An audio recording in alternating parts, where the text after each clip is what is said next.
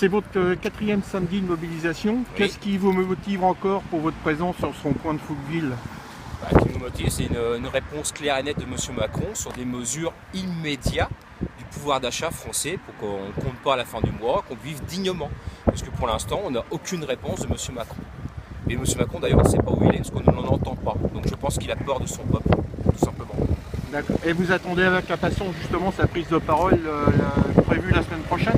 Bien sûr, M. Macron a été élu par une minorité de personnes, je pense, parce que bon, si on faisait les comptes, on verrait que c'est une minorité.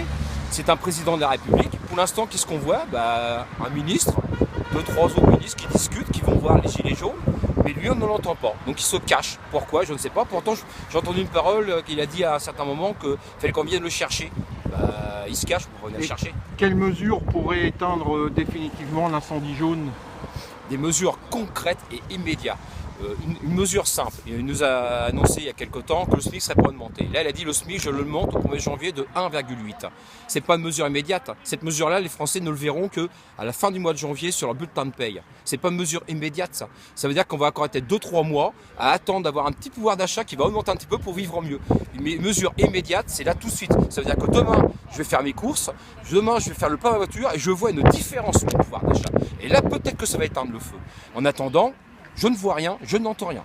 Et quel est votre sentiment sur les violences qu'il y a eu à Paris?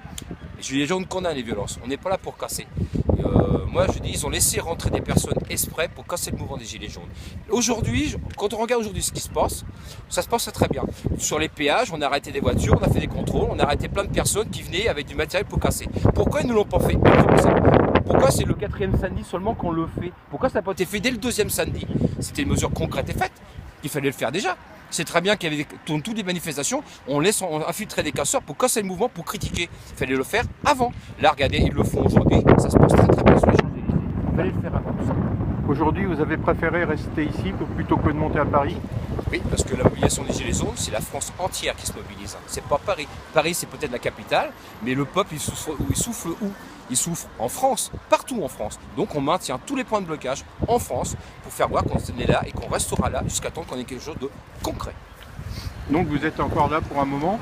Ah, tout à fait, voilà. On reste là toute la semaine, on fait des roulements. Le rond-point, toute la semaine, il y a des gilets jaunes. Le samedi, il y a des gilets jaunes. Le dimanche, il y a des gilets jaunes. Et tant qu'on n'aura pas quelque chose de concret de M. Macron, on restera là. Okay. D'ailleurs, vous pouvez regarder, le sapin de Noël est monté. C'est un message de M. Macron, ça. Ça veut dire qu'on peut rester jusqu'à Noël, c'est pas un problème, même après. Est-ce que vous avez des actions de programmées les dans actions, les jours à venir ou aujourd'hui?